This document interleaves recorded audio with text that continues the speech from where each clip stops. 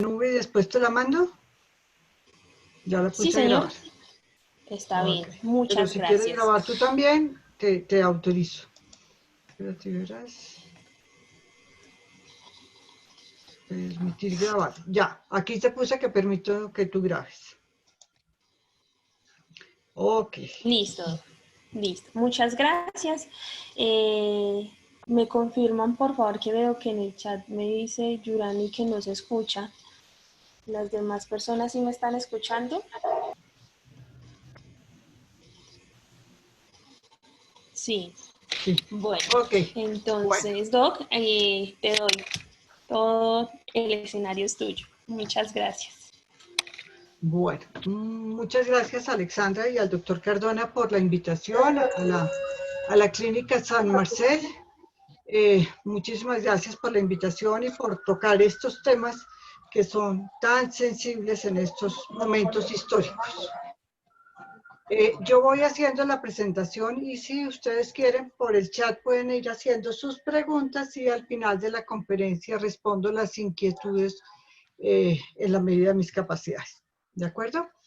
Bueno.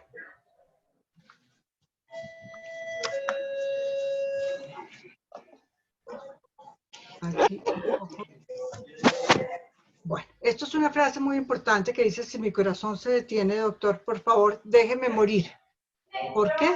Porque hay estados peores que la muerte. Y ustedes que trabajan en un medio hospitalario, pues tienen claro que muchas situaciones y muchas circunstancias en que están las personas al final de la vida, Hay que llamar al pues son más duras que la muerte. La muerte es un tema que en general no se toca. Hoy en día la muerte está absolutamente medicalizado. Las personas están muriendo en la clínica donde la mayoría de la gente dice, no, yo quisiera morir en mi propia casa, en mi propia cama, y están muriendo en las clínicas, ¿cierto? Absolutamente medicalizada la muerte. Tanto que ya la gente ni siquiera nombra la muerte. Habla de se fue, descansó, perdimos a la fundación llama a la gente, a mí me parece muy particular cuando dicen, es que mire, mi mamá está muy malita y ella quiere descansar. Y yo le digo, pues, ¿como descansar de qué? O sea, está haciendo mucho oficio, está trabajando mucho. No, pues es que ella, no, lo que quiere es morirse y pongámosle nombre a las cosas, hablemos como es la palabra, morirse. Entonces, la muerte, según Wikipedia, es una definición súper bonita porque dice el evento de la muerte es la culminación de la vida de un organismo vivo. Y quiero que la pensemos mucho porque la pensemos desde cuando uno habla de la muerte, cuando vive tan cercano a la muerte, valora mucho más la vida, ¿cierto? Y dice, tengo que disfrutarla porque es que está aquí a mi lado y puede llegarme en cualquier momento. Entonces tengo que disfrutarme la vida, tengo que sacarle todo el jugo posible porque en cualquier momento se puede acabar. Entonces esta definición de Wikipedia, el evento de la muerte es la culminación de la vida de un organismo vivo, esa debería ser. O sea, deberíamos vivir de tal manera que si nos morimos, ya lo que tenía que hacer en la vida lo hice, ya, listo. Hice lo que tenía que hacer y ya mi vida quedó concluida. Eso me parece como súper chévere, o sea, como aprender a pensar y a vivir así. También la muerte es el término de la vida. El ciclo de la vida es nacer, vivir y morirse. A todos los organismos vivos nos toca. Las plantas, los animales, los humanos y hoy sabemos que hasta las estrellas se mueren. Entonces el ciclo de la vida es ese y lo tenemos que entender así. No tenemos que ver a la muerte como un fracaso, tenemos que verla como el final de la vida de todos los organismos vivos.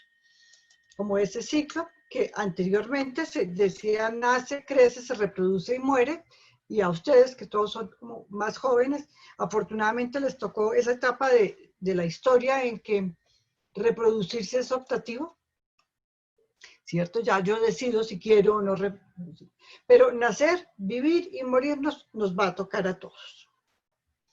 Y entonces, ¿qué es morir dignamente? Yo no les puedo dar una definición única de muerte digna, de morir dignamente.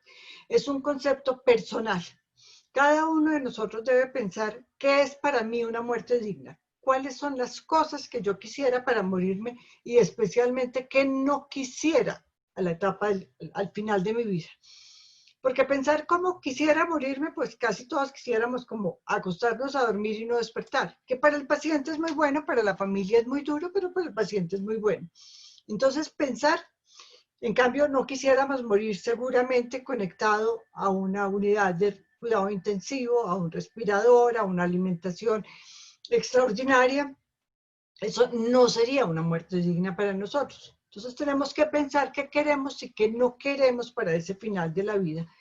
Porque no es que uno pueda planear cómo va a ser el final de su vida, pero en la medida en que lo pensemos, lo hablemos con nuestra familia, hagamos documentos de voluntad anticipada, le pidamos a los médicos que consignen esos documentos en nuestra historia clínica, es más probable que tengamos esa muerte que nosotros queremos, esa muerte digna, a que si no tomamos decisiones y quedamos al bur de lo que los demás piensen que sea lo mejor para nosotros, ¿sí?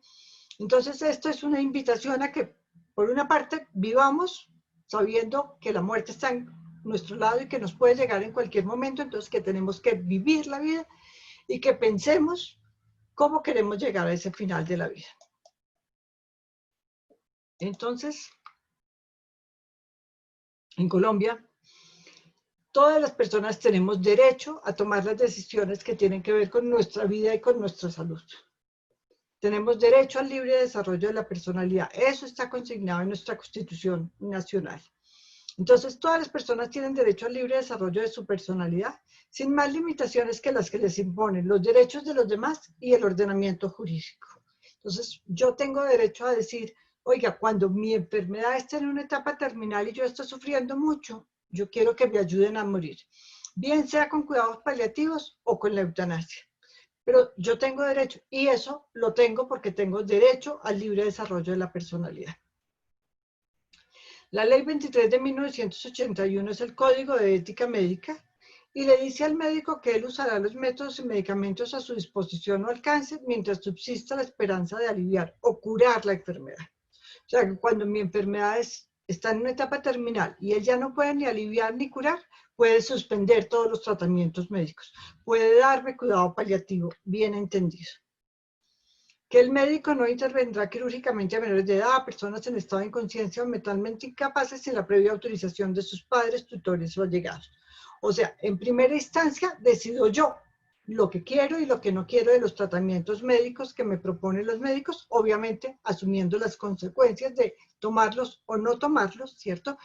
Y eso se consigna en el documento de voluntad anticipada, que es un documento, como ustedes todos lo saben, en el cual yo expreso que he entendido lo que el médico me ha explicado acerca de cuál es mi enfermedad, en qué momento está, cuáles son los posibles tratamientos, cuáles son las consecuencias para bien o para mal de esos tratamientos, y con base en esa información yo he decidido hacerme o no hacerme el tratamiento, porque tiene el mismo peso ético y legal aceptar que rechazar un tratamiento.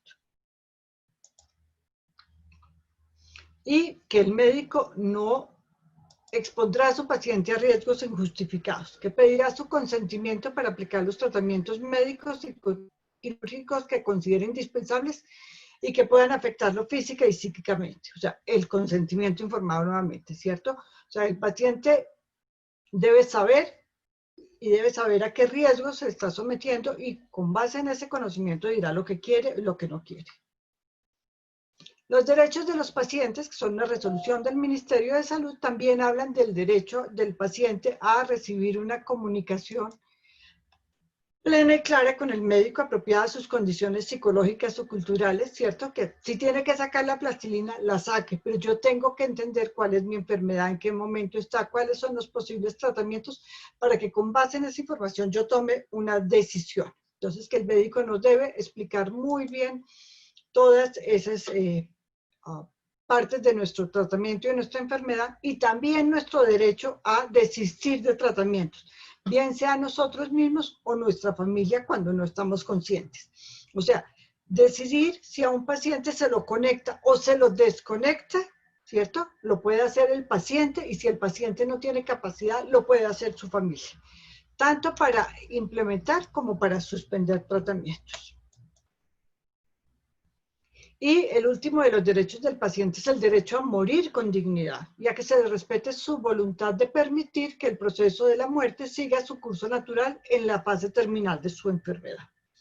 O sea, esto del derecho a morir dignamente tiene todo el sustento ético y legal necesario.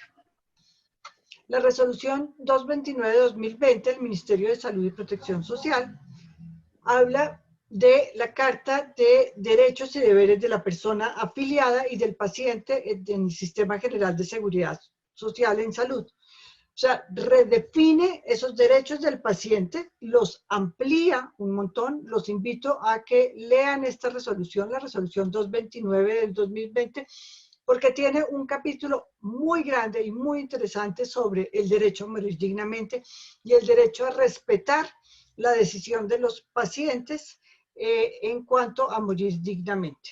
Eso lo encuentran en la página del Ministerio y en nuestra página web de la Fundación Derecho a Morir Dignamente también está el enlace a esa resolución del Ministerio de Salud. Entonces, cuando hablamos del término, cuando hablamos de morir dignamente desde el punto de vista médico, estamos hablando de que existen dos grandes opciones para morir dignamente legales en Colombia: los cuidados paliativos y la eutanasia o el homicidio por piedad. Son dos grandes opciones con el mismo peso ético y legal, con el mismo compromiso de atención a los pacientes al final de la vida. Dentro de los cuidados paliativos está la readecuación de medidas asistenciales, el rechazo terapéutico y la sedación terminal. Y otra figura es el homicidio por piedad. Los cuidados paliativos son la parte de la medicina que atiende a los pacientes al final de la vida, buscando darles calidad de vida hasta el final de la vida. La ley 100, que es una ley muy buena desde mi punto de vista, yo viví antes de la ley 100 y o había la medicina privada, costosa, buena, muy buena, o la medicina de caridad, que también era buena, pero era complicada. O sea, si la gente se queja de la ley 100, era más difícil la caridad. Era mucho más difícil y uno estaba como entre los dos. Existían como algunos servicios de la Fundación San Vicente de Paúl, algunos servicios de atención menos costosa, pero limitada. Con la ley 100 todos tenemos derecho, tiene sus limitaciones y sus cosas, pero cada día yo siento que va mejorando. Yo veo que vamos, por ejemplo, el adaptarse hoy en día a traernos a todos los medicamentos a nuestra casa. O sea, eso es un avance impresionante, o sea, eso es una cosa súper buena. Pero la ley 100 era una ley que tenía como un 90% de curativo, un 10% de preventivo y no tenía nada paliativo. O sea, que cuando el médico no podía prevenir la enfermedad ni podía curarla, podía decirle al paciente: no lo atiendo más. Y entonces a muchos pacientes les decía: no, pues lo mejor es que se vaya a su casa y en su casa lo atiendan porque ya el sistema no le puede ofrecer más. Y es hasta el año 2014 que sale la ley Consuelo Davis Saavedra, la ley de cuidados paliativos, que dice que todos tenemos derecho a atención en salud hasta el final de nuestra vida. Así no sea ni preventiva ni curativa, pero tenemos derecho al alivio de síntomas, ¿cierto? A los tratamientos encaminados a darnos calidad de vida. Esos son los cuidados paliativos. Entonces, la ley 1733 del 2014 regula los servicios de cuidados paliativos para el manejo integral de pacientes con enfermedades terminales, crónicas, degenerativas e irreversibles en cualquier fase de la enfermedad de alto impacto en la calidad de vida. O sea, no es únicamente para pacientes terminales ni agonizantes. Cuidado paliativo, la persona puede ingresar desde que tenga una enfermedad cuyo pronóstico sea desafortunadamente no curable, ¿cierto? Ya puede ingresar en el programa de cuidado paliativo. Los cuidados paliativos alivian el sufrimiento cuando ya es imposible curar. Entonces es importantísimo entender que el cuidado paliativo tiene como varias partes de atención. Una parte muy importante de control de síntomas, ¿cierto? Una parte de derecho al rechazo terapéutico, pero también debe incluir el apoyo emocional, espiritual, material, ¿cierto? Es un acompañamiento integral al paciente y a su familia. Entonces, dentro de los cuidados paliativos está la parte de readecuación de medidas asistenciales, que hoy en día ha cambiado un poco el término hacia adecuación de medidas asistenciales.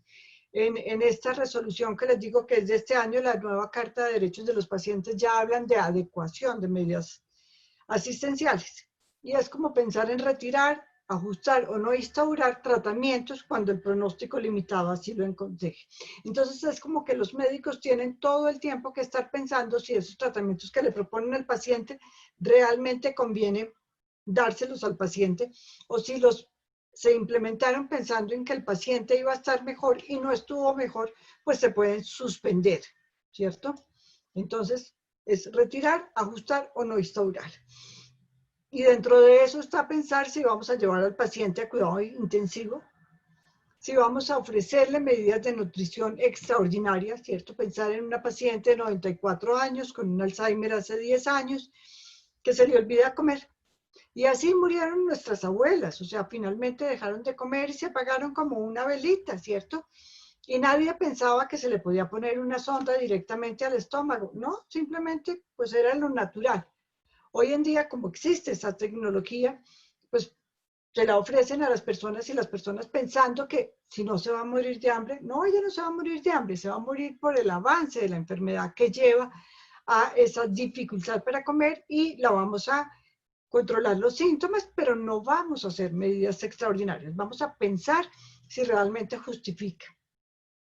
La respiración mecánica o artificial, ¿cierto? Pensar en si el paciente no tiene un buen pronóstico, si definitivamente no va a mejorar su condición, pues justifica conectarlo a un respirador o no.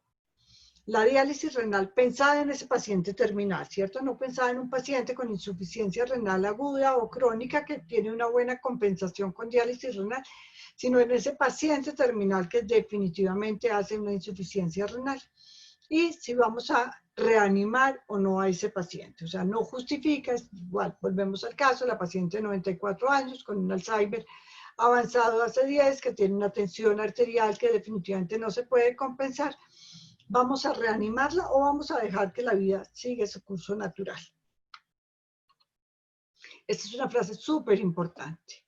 El paciente no se muere porque no quiera comer, no come porque se está muriendo. Porque la gente tiene como una idea, como que lo menos que le puedo dar a mi mamá es como comida y entonces se va a morir de hambre. No, ella no se va a morir de hambre. Se va a morir porque se está muriendo y ya no necesita comer, ¿cierto? Entonces tenemos que plantearlo como en esos términos, que las personas entiendan que no se va a morir de hambre, sino se va a morir del curso natural de la enfermedad que llegó a esa etapa.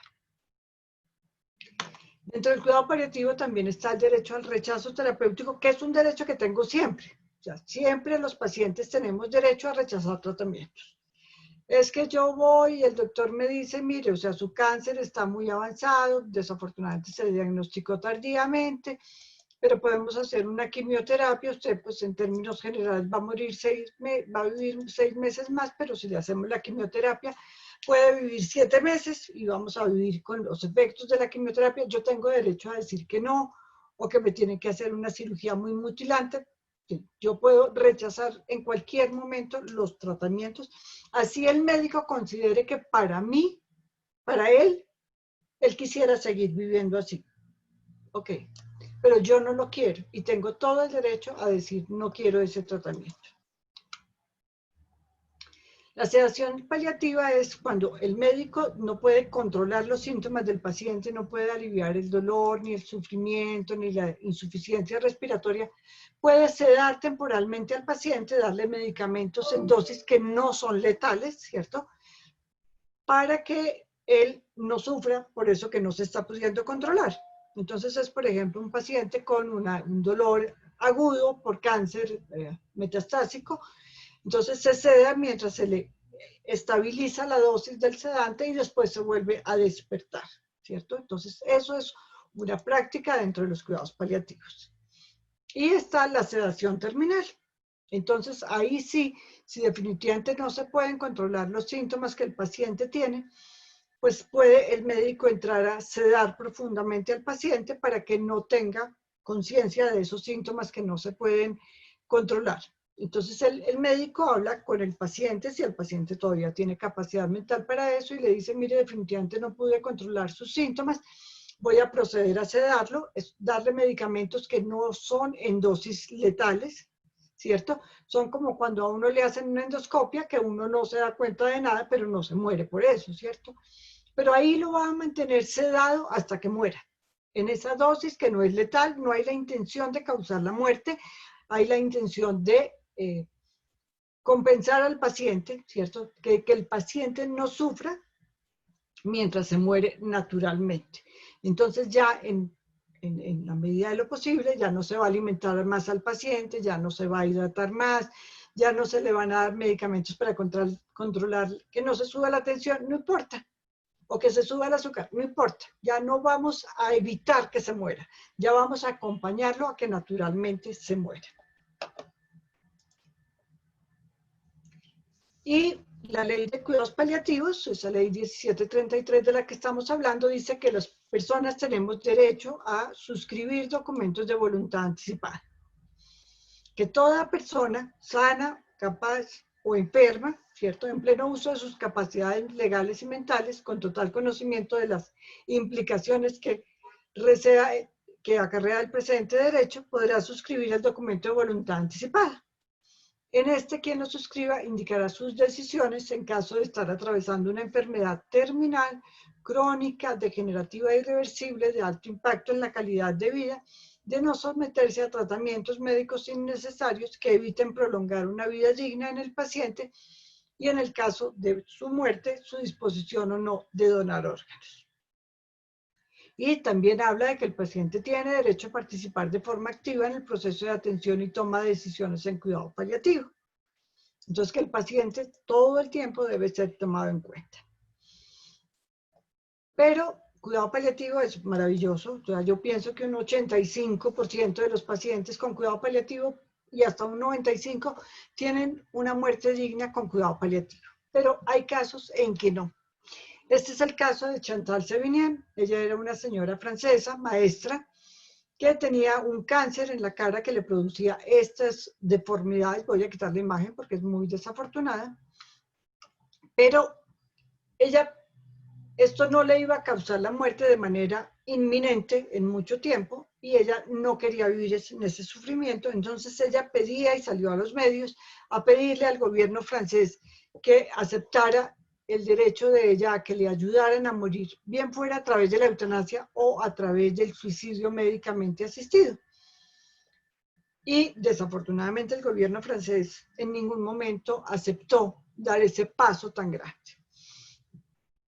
Entonces hay un pequeño grupo de pacientes a los que la ciencia médica no les puede aliviar el sufrimiento, y para ellos ese sufrimiento no tiene sentido, porque puede haber muchas personas que piensen que ese sufrimiento tiene sentido. Por eso les digo que muerte digna es un concepto personal, porque puede haber personas que piensen que entre más sufran en esta vida, mejor puesto les toca en el cielo, y que entonces quieren morir en medio de un grande sufrimiento. Entonces tienen todo el derecho a morir sufriendo, lo mismo. Pero también hay personas que dicen, no, yo no quiero sufrir, yo no quiero vivir eso que pasa al final de la vida, yo prefiero que me ayuden a morir de una manera dulce y rápida a través de la eutanasia.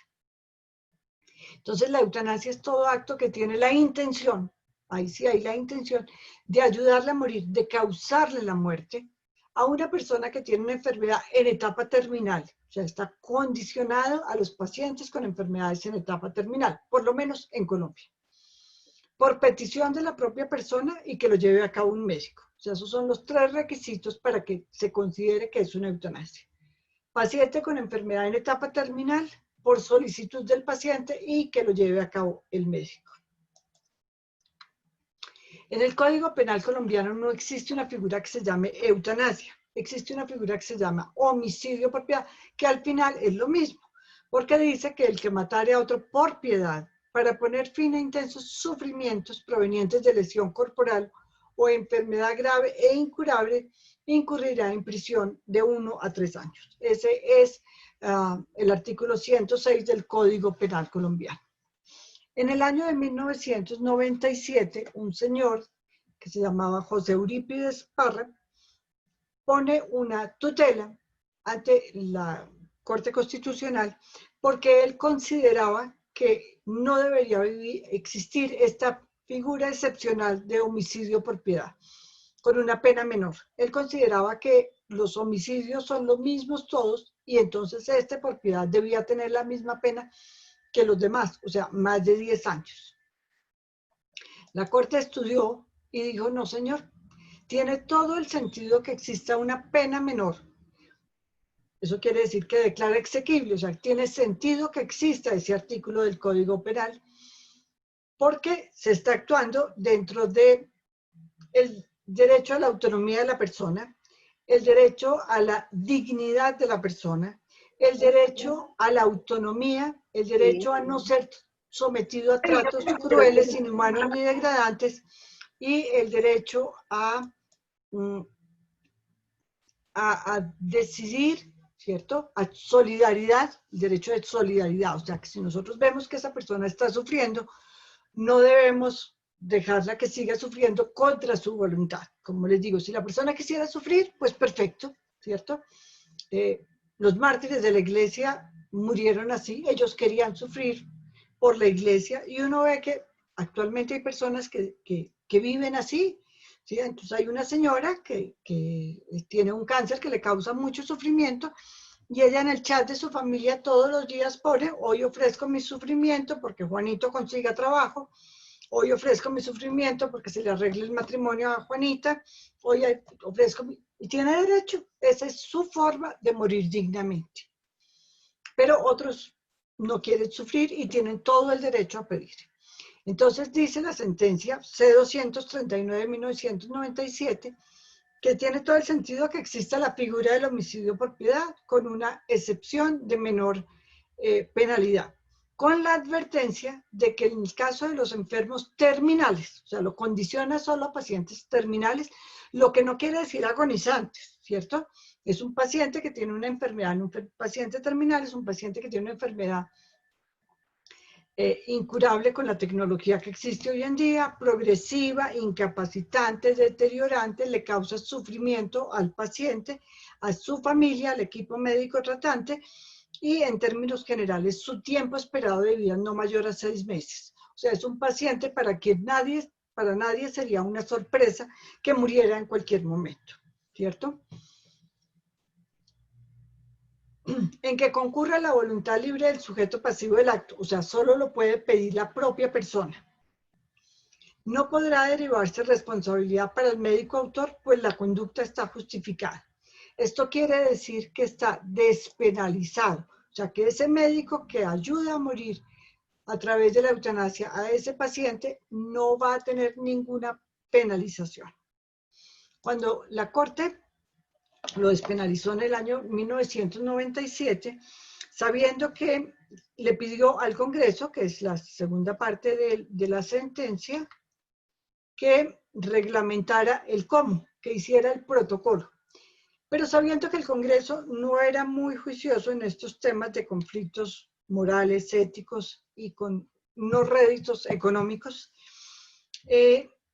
dejó en el enunciado que debería hacer el médico para que si alguien lo demandaba por haber ayudado a morir a un paciente, él pudiera demostrarle al juez que había llenado esos requisitos. ¿Y qué debería? Que dice ahí que debería ser una historia clínica muy bien hecha, lo de siempre. O sea, nuestra forma de defendernos de todas las demandas se llama una historia clínica muy bien hecha. Una historia donde conste todo, donde escribamos todo, escribamos de más y que el paciente nos firme. Doctor, es que yo estoy pensando en la eutanasia. Está pensando, ¿para cuándo? No sé, doctor, cuando yo esté muy mal. Listo. Paciente que está firmando y firme, ¿cierto?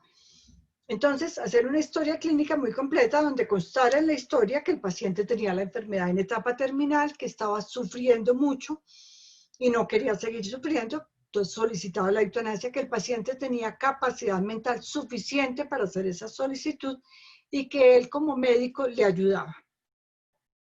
Entonces, en ese momento el médico debería tener claro que cualquier persona lo podría demandar y él tendría que demostrar que había llenado esos requisitos. Afortunadamente no hubo demandas, ¿cierto? No que nosotros conociéramos y de verdad que le hemos hecho seguimiento siempre a estos casos y no ha habido. Entonces, muchos médicos ayudaron a morir a través de eutanasia a sus pacientes, muchos, pero en su relación íntima médico-paciente. Pero a muchos pacientes que no tienen ese privilegio de tener un médico que los atienda íntimamente, pues se les negó la posibilidad. Y yo al final, digamos, como que entiendo, porque si soy un médico que ve a un paciente durante un turno y lo voy a volver a ver en 5 días, si todavía está hospitalizado porque vuelvo a hacer turno en esa clínica, pues no tengo tiempo de hacer una relación íntima médico-paciente. Entonces, pues sí, a unos pacientes les ayudaron porque sí tenían un médico particular, sí tenían un médico cercano que los atendía, pero a muchos otros no les pudo atender y no les pudieron. Entre ellos a doña Julia. Doña Julia fue una paciente del Valle del Cauca que tenía un cáncer de vías digestivas en etapa muy avanzada y ella estaba sufriendo mucho y no le podían aliviar el dolor y el sufrimiento y ella no quería vivirlo. Y entonces ella le pide a su médico tratante que le aplique la eutanasia. Y el médico le dice no, no porque la eutanasia no está reglamentada y yo no quiero que a mí me vayan a demandar. Yo no quiero, yo la voy a ganar, pero no quiero, porque pues es una cosa desafortunada que a uno lo demanden. Entonces ella pone una tutela a su EPS y la EPS le contesta lo mismo, no porque no está reglamentada. Y esa tutela, entonces ella pone la tutela ante la Corte Constitucional y la tutela de ella llega a la Corte a revisión cuando ella ya ha muerto. Pero la Corte dice no es justo que en Colombia, donde tenemos la eutanasia despenalizada desde 1997, las personas no están teniendo una muerte digna porque el Congreso no ha hecho la tarea. Entonces dice, las personas en Colombia tienen el derecho fundamental a tener una muerte digna. O sea, lo declara fuera de eso como derecho fundamental, que eso es un avance súper grande, a tener una muerte digna. Y entonces saca la sentencia T970 del 2014 que dice que el Ministerio de Salud debe reglamentar, debe hacer un proyecto de ley para presentarle al Congreso, para que el Congreso reglamente la eutanasia por un proyecto de ley. Pero que mientras tanto el Ministerio debe hacer una reglamentación. Y esto fue complejo porque la Corte le da al Ministerio de Salud 30 días para que haga la reglamentación. Y obviamente lo primero que contesta el ministerio es 30 días no me alcanzan. Y la Corte le dice no, porque es que llevamos desde el 97 pidiéndole al Congreso que lo haga y no lo ha hecho. Entonces usted tiene que hacerlo en 30 días. Y entonces el ministerio saca la resolución 1216 del 2015 reglamentando el homicidio por la eutanasia. Estamos todavía pendientes de que el ministerio presente el proyecto de ley al Congreso. Ahorita en esta legislatura hay 2 proyectos de ley para reglamentar la eutanasia, una del senador Armando Benedetti y otra de Juan Fernando Reyes Curi. Vamos a ver si alguna de ellas sale adelante en estos tiempos difíciles. Y entonces esa resolución 1216 reglamenta el conducto regular para la aplicación de la eutanasia en Colombia. ¿Y qué hace esa reglamentación? En primera instancia decir, pues como atendemos la solicitud de la Corte, ¿cierto? Y que todas las personas tenemos derecho, ¿cierto? Que la persona mayor de edad que considere que se encuentra en las condiciones previstas en la sentencia, o sea, que soy un paciente terminal con un intenso sufrimiento, con plena capacidad mental para solicitar la eutanasia, hará la solicitud de la eutanasia a su médico tratante. Que ese consentimiento, esa solicitud la debo hacer de manera libre, informada e inequívoca, o sea, con plena capacidad mental de entender que si me aplica la eutanasia me voy a morir y me voy a quedar muerto. No es un examen como para entrar a la NASA, pues para ir a vivir en la estación espacial durante 6 meses, que se necesita una capacidad muy especial, ¿cierto? No, esto es simplemente entender de que el paciente está entendiendo que si le apliquen la eutanasia se va a morir y se va a quedar muerto. Ya no es como que me apliquen la eutanasia y yo me arrepiento al otro día y entonces me resucitan. No. Si me apliquen la eutanasia, me morí.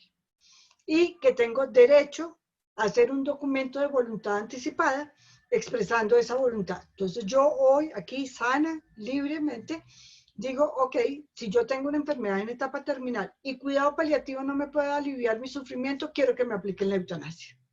Eso lo puedo hacer y entonces es la única forma en que mi familia hará valer mi voluntad. No es que mi familia esté decidiendo la eutanasia, porque pues, la familia puede pedir cuidado paliativo, todo, con sedación, con rechazo terapéutico, con adecuación de medidas asistenciales. Todo lo puede hacer mi familia, pero no pedir la eutanasia por mí. Pero sí puede hacer valer mi voluntad expresada en un documento de voluntad anticipada.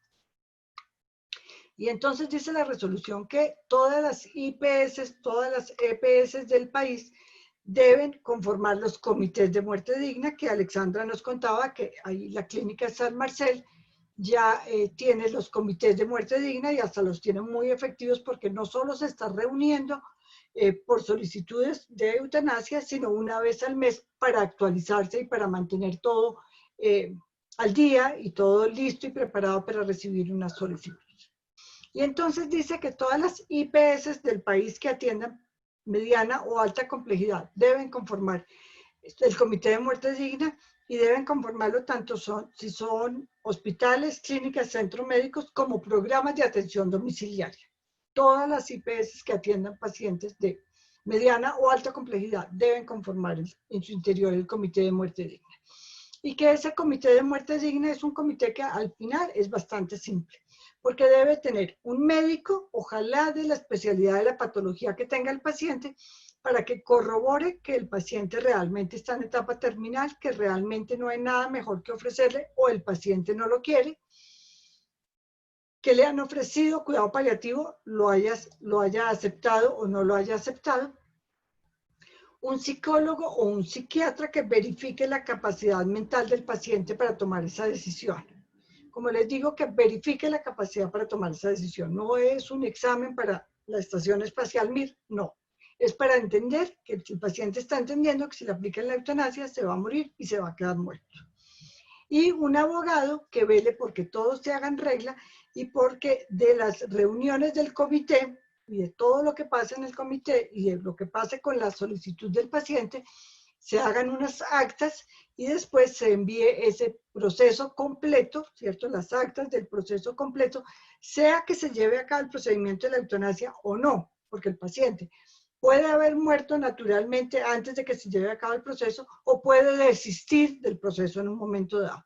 Pero todo caso que abra el comité debe documentarse hasta su final y enviarse esa documentación al Ministerio de Salud para que el Ministerio, una parte lleve las estadísticas de los casos de eutanasia en el país y otro haga un control a que todos estén cumpliendo la ley y estén haciendo los protocolos como deben ser.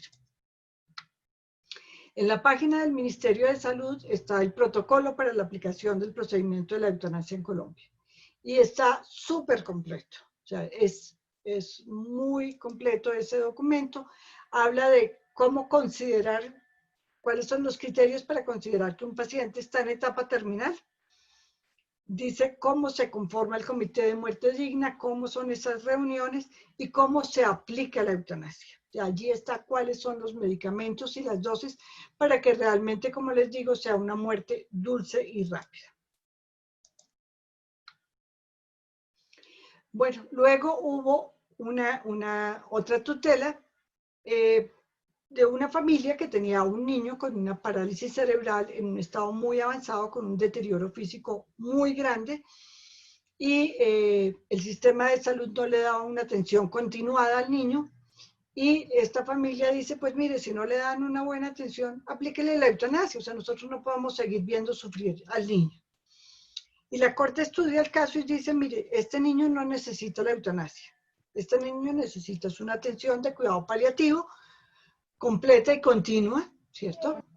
Pero oiga, los niños también sufren y también tienen derecho a que les alivien su sufrimiento, ¿sí? No tienen por qué estar sufriendo, no es justo que a un niño le digan, mira, es que como tú eres un niño y tienes 10 años, tienes que sufrir porque tenemos que cuidar tu salud, entonces vas a tener que seguir sufriendo hasta que tengas 18 años, cuando tengas 18 años te podemos aliviar el sufrimiento, pero mientras seas un niño tenemos que protegerte y sigues sufriendo. O sea, esto es infinitamente cruel y el ministerio lo entiende así y dice, no, los niños también tienen derecho a tener una muerte digna a través de la eutanasia y no tienen por qué seguir sufriendo. Y entonces dice que el ministerio debe ampliar la aplicación de la eutanasia para los menores de edad. Y así el Ministerio de Salud saca la resolución 825 del 2018. Y estudian, hacen un estudio súper concienzudo. Nosotros participamos de ese estudio, nosotros acompañamos al ministerio en este proceso y el ministerio finalmente concluye que los niños antes de los 6 años no tienen un desarrollo neurocognoscitivo suficiente para entender que la muerte es un hecho irreversible. Los niños antes de los 6 años piensan que, como en las tiras cómicas, como los muñecos animados, el personaje se muere y al otro día otra vez aparece el personaje. Entonces, que no se puede aceptar una solicitud de eutanasia de un niño menor de 6 años porque no tiene el desarrollo neurocognoscitivo suficiente para entender que la muerte es un hecho irreversible. Que entre los 7 y los 12 años, siempre y cuando se tenga la aprobación de los padres y se compruebe el desarrollo neurocognoscitivo suficiente y la capacidad del niño para tomar esa decisión. Entre los 12 y los 14 años, siempre que se compruebe la capacidad mental del menor, ojalá con la aprobación de los padres. Y a partir de los 14 años, comprobando la capacidad del menor para tomar la decisión, así sus padres no estén de acuerdo. Entonces, es un avance súper importante. Ahora, hace un desarrollo de reglamentación que es bastante complejo, ¿cierto? Para proteger pues, a los menores, indudablemente. Bueno, en el año 2018, el Ministerio de Salud reglamenta los documentos de voluntad anticipada. Entonces, es la resolución 2665 del 2018 la que reglamenta los documentos de voluntad anticipada. Y dice quién puede suscribir un documento de voluntad anticipada y dice que toda persona mayor de edad capaz mentalmente. Y en estos nuevos derechos del paciente se habla de que si la persona no tiene capacidad mental, acogiéndose a la ley 1996, que habla de las personas con discapacidades mentales o cognitivas, se les debe dar los apoyos necesarios para que puedan suscribir los documentos de voluntad anticipada también. Y entonces dice esa resolución ante quién se puede suscribir los documentos de voluntad anticipada. O sea, eso tiene un protocolo, ¿cierto? Y se puede hacer ante 2 testigos, o ante el notario, o ante el médico tratante. Estos son los documentos de voluntad anticipada de la Fundación Pro Derecho a Morir Dignamente, que los invito a que los conozcan en nuestra página web.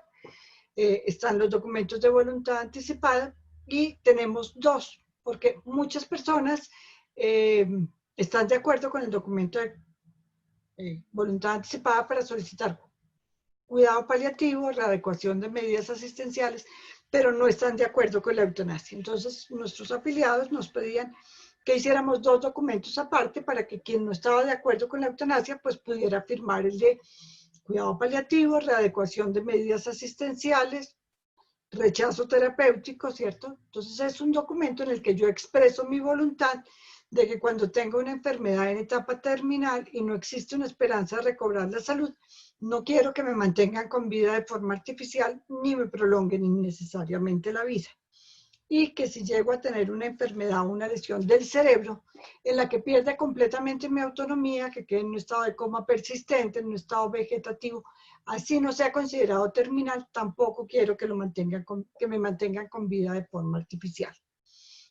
El ministerio pidió que en los documentos de voluntad anticipada también se consignara si las personas querían ser donantes de órganos y tejidos, así todos seamos donantes, mientras no digamos lo contrario en un documento legal formalizado en una notaría y radicado en nuestra EPS, pero pidió, y nosotros lo ampliamos con fines de trasplantes, que somos donantes, mientras no digamos lo contrario, pero lo ampliamos a casos de investigación o docencia. Entonces, si yo quiero donar mi cadáver o las partes de mi cuerpo que puedan servir para investigación o docencia, pues también allí lo afirmo. Y entonces el documento yo lo debo leer, debo reconocer que lo entiendo, ¿cierto? Y firmarlo ante dos testigos, dos personas cercanas a mí que den fe de que yo lo estoy haciendo plenamente consciente de lo que estoy haciendo. O sea que yo entiendo que si este documento se aplica cuando yo estoy en enfermedad terminal, me voy a morir y me voy a quedar muerta, ¿cierto? O sea, eso es lo que yo tengo que entender claramente. Y el documento Esta es mi voluntad 2 es un documento de voluntad anticipada específico para solicitar la eutanasia. Como les decía, si yo quiero la eutanasia, debo hacer un documento de voluntad anticipada porque mi familia no puede decidir por mí la eutanasia. Solo puede haber un consentimiento sustituto si yo he dejado un documento de voluntad anticipada firmado. Este es nuestro documento de voluntad anticipada para solicitar la eutanasia, que básicamente tiene el mismo formato, solo que digo, quiero el procedimiento eutanásico, que me ayuden a morir de una manera dulce y rápida.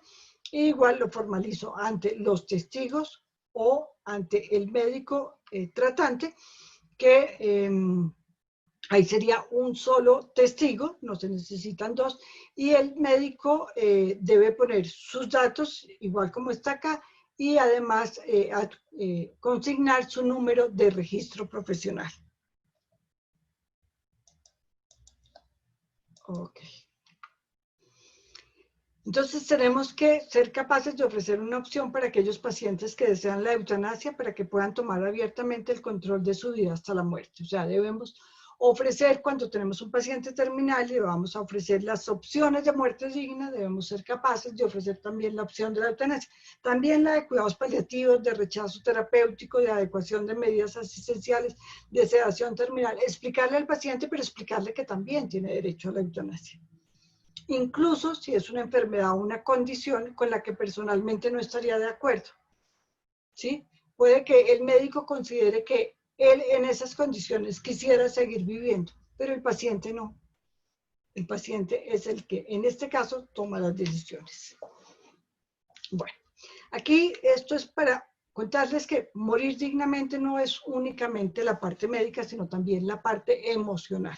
Entonces yo tengo derecho a saber que me voy a morir para que yo tome las decisiones en el resto de campos de mi vida que yo considero que sean mejores.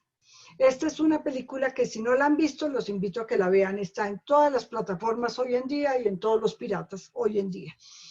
Y es buenísima, muy, muy divertida. Son dos personajes que al final de la vida se encuentran en un hospital en condiciones sociales, económicas, emocionales, afectivas muy distintas, y se sientan a plantear como cuáles son las 10 cosas que me quedan haciendo falta por vivir. Y Jack Nicholson es el personaje que tiene toda la plata del mundo, entonces él decide que se vayan a montar en moto por la muralla china, que vayan a las pirámides, que monten en paracaídas. Y Morgan Freeman no tiene esa misma capacidad económica, pero tiene una familia muy bonita y es muy, muy querido por toda su comunidad, lo que no le pasa a Nicholson. Y Jack Nicholson ha perdido el contacto con su familia, con su única hija y su nieta, ¿cierto? Y este le dice, bueno, y usted tiene que ir y hacer las paces con ella, tiene que despedirse de su familia. Vean la película, es muy bonita. Entonces el paciente tiene derecho a saber que se está muriendo porque esa es su vida, ¿cierto? Y su familia a saber que su ser querido se va a morir, ¿cierto? De una manera adecuada, amable, sentados, pero tiene todo el derecho. Para que todos hagamos estas cosas que nos van a dar paz espiritual, ¿cierto?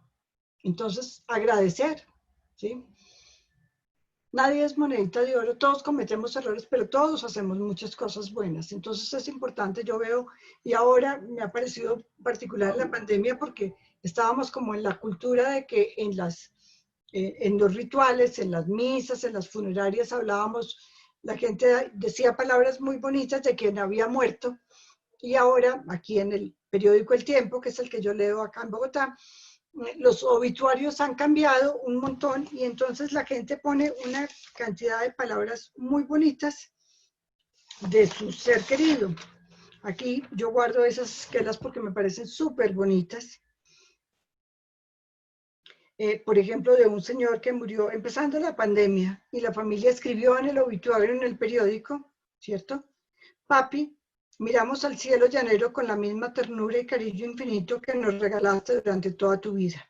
Desde hoy serás la estrella más brillante e importante del firmamento.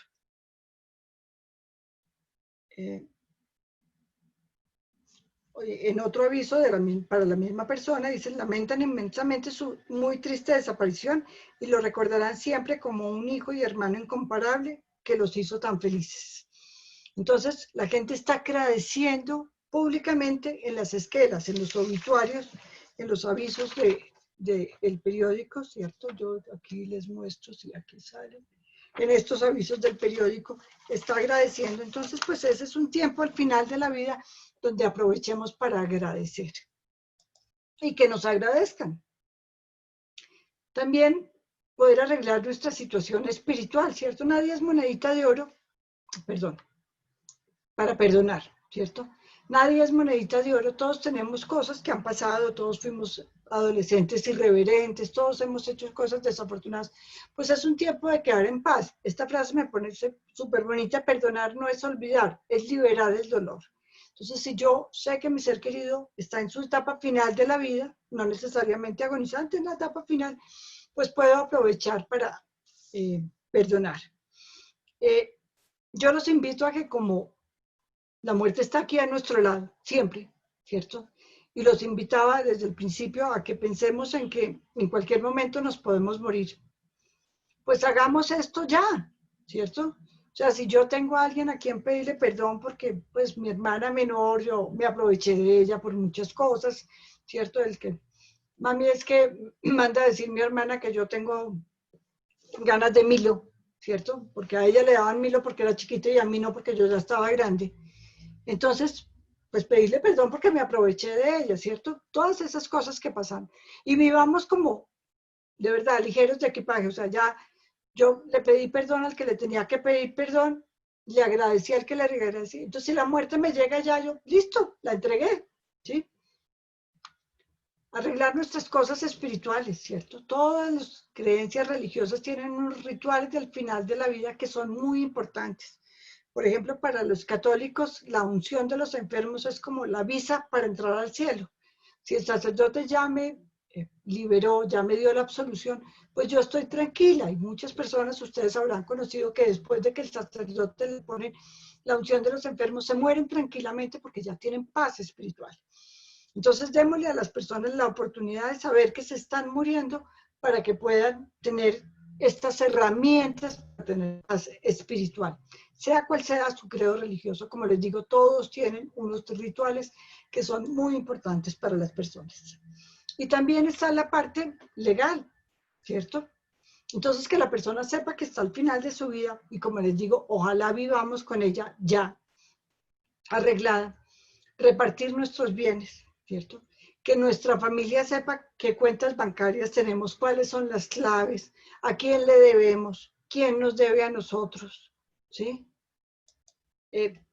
Dónde tenemos los ahorros, ¿cierto? Debajo del colchón, en el cuarto o en el banco, o invertido en dónde, ¿cierto? Que nuestra familia lo sepa, porque uno encuentra muchas familias que no saben qué es lo que tiene su ser querido. Que no, mi papá era muy autónomo y nunca supimos nada de las cosas de él. No. Digámosle a nuestra familia, confiemos en nuestra familia. Si no confiamos en nuestra familia por circunstancias que nos hayan pasado, tengamos una persona de confianza que sepa dónde están nuestras cosas para no dejar problemas. Hagamos un testamento, pues puede ser formalizado si tenemos casas, edificios, apartamentos y haciendas, o un escritico donde pongamos a quién le queremos dejar las carpeticas que hicimos con tanto empeño, los discos que tenemos con tanto empeño, los DVDs o los LPs, y a quién se los van a dejar, porque mis hijos van a quedar encartados con esas cosas, ellos no le van a encontrar ninguna utilidad, pero mis amigas sí, ¿cierto? Por ejemplo, yo bordo, entonces tengo muchos libros de bordado, pues a la Escuela de Artes y Oficios Santo Domingo, que allá promueven que la gente siga bordando, pues denle esos bienes. Entonces, digámosle a la familia qué hacemos, a esa amiga que nos regaló esa pañoleta que, mire, porque esa a usted se la regalé, pero si no yo me hubiera quedado con ella, pues pongamos que se la devuelvan a ella, ¿cierto? Entonces hagamos eso. Miremos a ver si somos una empresa, si tenemos unos bienes muy grandes, pues hacer como empresas familiares, aspectos económicos y logísticos, y no dejarles problemas económicos a nuestra familia y a nuestros seres queridos. Morir con dignidad depende, de verdad, de la forma en que vivimos la vida, ¿sí? O sea, las personas que han decidido su vida, en que yo decidí qué carrera estudiar, con quién casarme, dónde trabajar, dónde vivir, qué cosas tener, también pensamos en cómo queremos morir. Las personas que piensan que Dios decide, mi esposo decide, el médico decide, sí, van a morir en lo que ellos decidan. Pero si nosotros estamos tomando decisiones por nosotros mismos, pues tomemos las decisiones para que tengamos esa muerte digna que nosotros queremos. La Fundación Pro Derecho a Morir Dignamente, pues, ofrece el documento Esta es mi voluntad como medio de expresión de la autonomía en las decisiones al final de la vida. Hacemos defensa y difusión del derecho a morir dignamente. Lo que estoy haciendo aquí con ustedes, contándoles qué es esto del morir dignamente. Orientación y apoyo en toma de decisiones al final de la vida. Ofrecemos consultas hoy en día virtuales, ¿cierto? En toma de decisiones al final de la vida. Yo espero que muy pronto ya podamos volver a la presencialidad también, pero esta virtualidad nos ha mostrado que podemos atender a personas de toda Colombia de una manera más eficiente, más cercana, porque nos podemos ver a través de esta virtualidad. Tenemos una página web y una biblioteca muy actualizada sobre el tema de muerte digna. Asesoramos sobre derechos y obligaciones del enfermo respecto a los servicios médicos, ¿cierto? Muchas personas no les ofrecen cuidado paliativo, ¿cierto? Muchas personas no saben que tienen derecho a rechazar tratamientos. Piensan que el consentimiento informal es siempre para consentir, no, pero también para disentir. Conocemos médicos y grupos de salud especializados en el manejo del final de la vida para cuando la persona no encuentra en su sistema de salud, ni a pesar de que lo ayudemos a poner un derecho de petición o una queja ante la Superintendencia de Salud porque su sistema de salud no le está prestando la atención debida en cuidado paliativo o no están recibiendo su solicitud de eutanasia.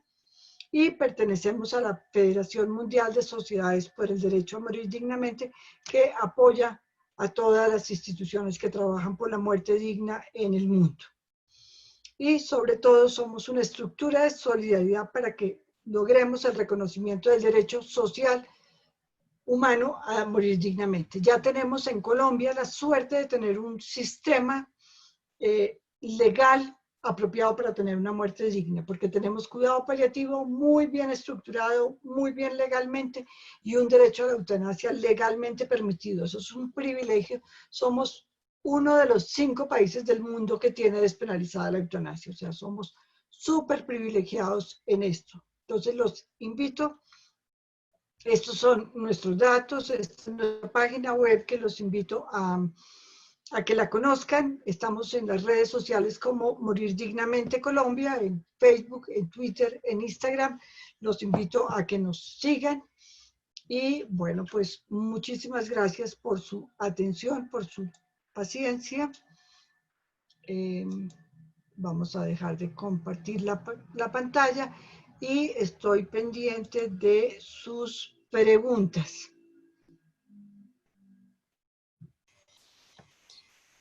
Doc, no dejaron mis compañeros inquietudes en el chat. No sé si de pronto las quieran realizar en estos momentos. Si alguien tiene alguna duda, pues este es el momento para aprovechar a la doctora y que nos la resuelva.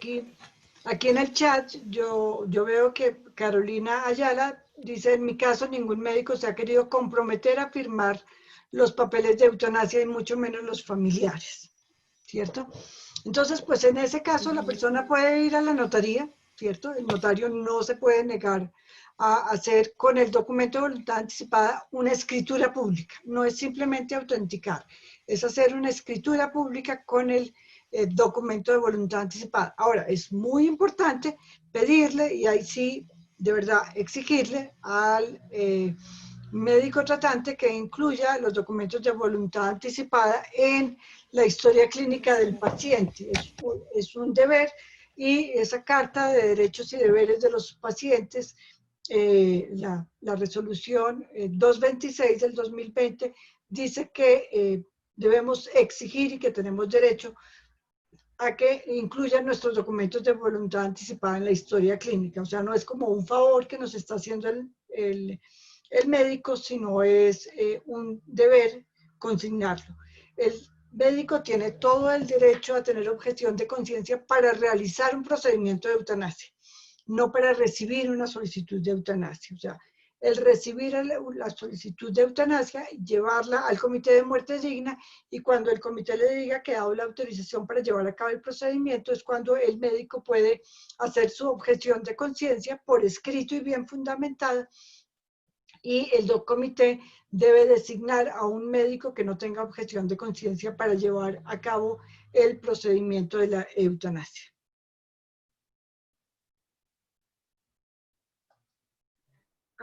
Buenas noches. Yo tengo 3 preguntas como puntuales. ¿Sí? La primera, nosotros realmente formalmente como clínica hemos tenido solo una petición de eutanasia. Digamos que ese fue el primer caso que nos tocó como la fibra a muchos y nos hizo pensar como que debíamos trabajar en este tema porque tenemos grandes vacíos de conocimiento, ¿cierto? Sí. Pero lo que sí sucede con relativa frecuencia es que nos llegan pacientes con enfermedades terminales, ya sean por enfermedad pulmonar obstructiva crónica o por cáncer o por falla cardíaca. Esas son como nuestras principales enfermedades terminales. Nosotros, según las definiciones, con frecuencia hacemos sedaciones paliativas. Realmente lo que se hace es como el consenso con la familia, pero no tenemos diseñado ni lo hacemos a modo de consentimiento informado, ni tenemos un protocolo establecido y no sabemos hasta qué punto lo estamos haciendo de manera correcta porque es algo consentido con la familia, ¿cierto? Y pues queda escrito de tal manera en la historia clínica. Entonces, Okay, con eso es suficiente. O sea, sí te sugiero que lo consignen en la historia clínica, de que le han informado al paciente y la familia, o a la familia si el paciente no tiene capacidad mental, que se ofrece la opción de la sedación terminal por la dificultad en el control de los síntomas, y la familia lo acepta. Pero no necesitan ninguna formalidad mayor. ok. Y la otra pregunta es con relación a las voluntades anticipadas. Ahí hemos tenido como una dicotomía en qué momento se hace. Si lo hacemos desde la consulta externa, cuando yo me encuentro con un paciente que tiene alguna enfermedad terminal, si se lo ofrezco a todo tipo de paciente, si se lo ofrezco a un paciente con diagnóstico de enfermedad terminal en la clínica. Ok, desde nuestro punto de vista se lo deben ofrecer a todos los pacientes, y es lo que dice tanto la resolución de los documentos de voluntad anticipada como la Carta de Derechos del Paciente, que se le deben ofrecer a todos los pacientes, ¿cierto? Ahora, muy importante que sea desde consulta externa lo más temprano posible, ¿cierto? Con el paciente sano o con el paciente ya enfermo, pues porque si llegó únicamente enfermo o llegó terminal, porque en consulta externa tenemos el tiempo, ¿cierto?, de explicarlo muy bien, tanto al paciente como a su familia, explicarle muy bien el alcance del documento, porque es muy importante que se compruebe que el paciente tiene la capacidad para firmar el documento, que está entendiendo lo que es el documento, y eso lo podemos hacer muy adecuadamente desde consulta externa, ¿cierto? Que muchas veces las personas piensan cuando llegue a urgencias no es el espacio para, en urgencias todo tiene que estar como volando, entonces no hay tiempo de sentarse a explicarle al paciente y a la familia el documento de voluntad anticipada. Entonces sí te sugiero que lo implementen desde lo más temprano posible, o sea, desde el paciente sano que va a control, pero si no del paciente enfermo, o sea, el día que tenemos la consulta con el paciente. Ahora, si vemos que el paciente está empezando un proceso terminal, pues con mayor razón verificar que lo tiene, y si no, explicárselo. Vale, yo creo que esas eran como las dudas más grandes. Muchas gracias. Con mucho gusto.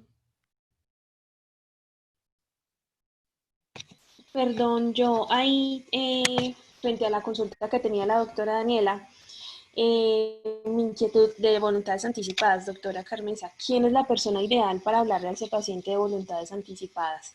En clínica una vez esté hospitalizado, en ambulatorio, bueno, se puede aclarar con la consulta del médico, pero si estamos en clínica, en una situación de pronto que tenga el paciente un poquito compleja y la familia, ¿quién es la persona indicada? ¿El psicólogo, el trabajador social, el médico o el equipo interdisciplinario, la jefe? A ver, yo creo que, o sea, digamos como idealmente como el médico tratante, ¿cierto?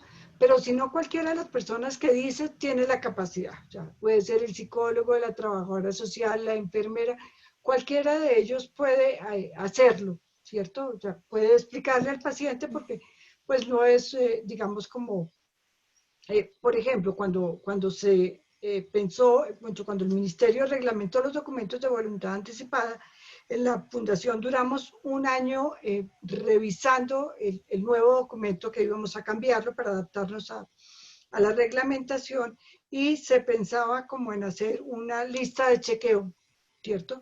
Y eso necesitaba de un conocimiento Sí. médico porque era como, quiero diálisis peritoneal, quiero hemodiálisis, quiero, ¿sí? Entonces, eso necesitaba como una explicación médica muy grande y por eso finalmente optamos por este documento en que yo digo, mire, nada de lo que sea extraordinario, que solo sea encaminado a prolongarme la vida, lo quiero, ¿sí? Ya los médicos verán qué es. Entonces es una explicación menos científica que el que fuera, y fuera de eso esa lista de chequeo nunca se terminaría, porque ya, por ejemplo, existe una diálisis que es celular, que es distinta a la peritoneal y distinta a la hemodiálisis. Entonces, cada que saliera un procedimiento técnico distinto, habría que hacer un documento adicional para adicionar ese. En cambio, aquí pues uno deja un contexto en que estos son como mis términos generales, acójase a ellos en lo demás que usted esté pensando. Entonces es un documento que se puede llenar, como le digo, idealmente desde la consulta externa médica con tiempo. Por ejemplo, en Estados Unidos la Obamacare incluía 2 consultas médicas únicamente para documentos de voluntad anticipada. Y eso le ahorró al sistema de salud americano una millonada de millonadas de dólares, ¿cierto? Entonces, por eso ellos justificaron que hubiera un par de citas para explicar los documentos de voluntad anticipada. Aquí los médicos, digamos que también pueden dedicar 2 consultas médicas, ¿cierto? O sea, no, aquí no hay tanto control de qué hace el médico en una consulta médica para explicarle amplia y suficientemente al paciente el documento de voluntad anticipada. Pero si no, estas personas de apoyo bien capacitadas también lo pueden hacer. Bueno, señora, muchas gracias. Con ¿Alguna otra mucho. inquietud? Alexa, me gustaría un minutico. Sí, Sí. bien, pues. Doctora Carmenza, muchísimas gracias por la charla, la verdad me gustó muchísimo. Mi nombre es Santiago Jiménez, yo soy uno de los médicos del grupo clínico de la Clínica San Marcel que intenta apoyar estos estados complejos de los pacientes. Soy un amante de este tipo de situaciones y de este tema.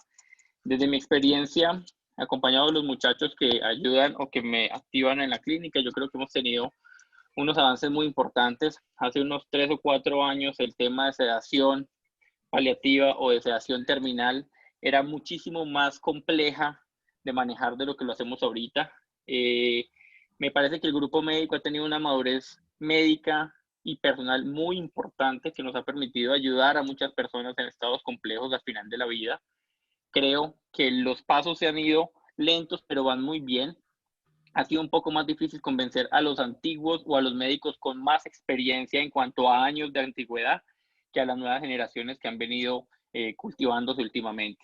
Muchísimas gracias, doctora, por la información que usted nos brinda. Creo que tomé varias fotos de sus diapositivas para tenerlas de manera personal o de uso frecuente y creo que se nos acerca o nos vamos acercando a un ideal esquema para nuestro manejo a nivel intrahospitalario en la Clínica San Marcelo. Doctora Carmenza, muchísimas gracias.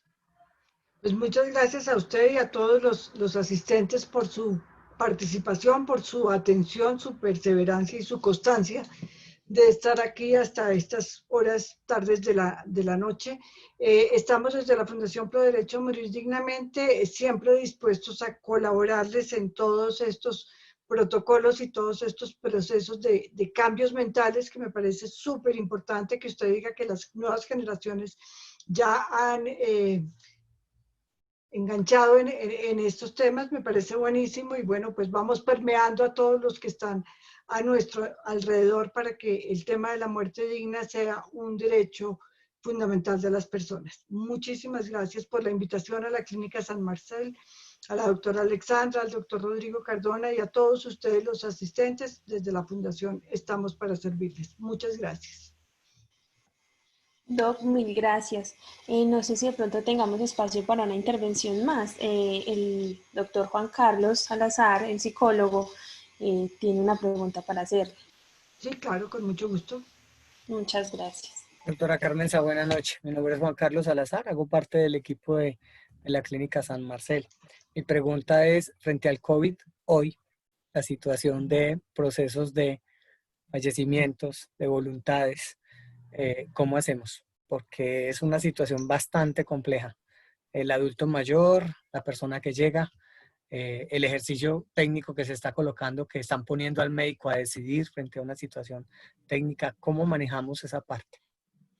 Vea, el Ministerio de Salud muy tempranamente sacó una resolución reglamentando la toma de decisiones en casos de COVID, ¿cierto? De tener que conectar a un respirador. Yo lo invito a que la mires. La Academia Nacional de Medicina también hizo un documento muy importante.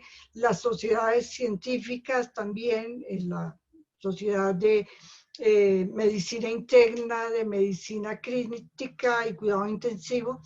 Y la conclusión es como si hay poca disponibilidad de respiradores, de cuidados intensivos, se le debe dar a quien tenga mejor pronóstico, ¿sí?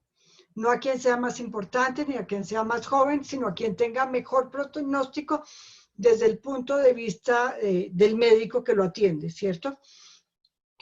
Nosotros también hicimos una conferencia con el doctor Eliezer Cohen del Servicio de Urgencias de la Fundación Santa Fe, que está en nuestra página de YouTube de videos, y ahí está también como muy aclarado cómo se maneja. Ahora, si el paciente ha firmado un documento de voluntad anticipada, por ejemplo, yo, que firmé mi documento de voluntad anticipada, en tiempos de COVID hice dos cosas empezando la pandemia. Una, saqué mi documento de voluntad anticipada del cajón de la mesa de noche y lo subí. Está encima de mi mesa de noche. O sea, si a mí se me complica la cosa, no me van a conectar a nada, así tenga buen pronóstico. Yo personalmente, que tengo 63 años, tengo una diabetes tipo 2 muy compensada, pero no, yo no quiero. Entonces, los médicos deben tener en cuenta mi voluntad y no mantenerme con vida de forma artificial. Ahora, si no tuviera el documento, tendría que priorizar, ¿cierto? De si tengo buen pronóstico o no tengo buen pronóstico. Te sugiero que mires esos documentos de la Academia de Medicina del Ministerio de Salud que van a servir.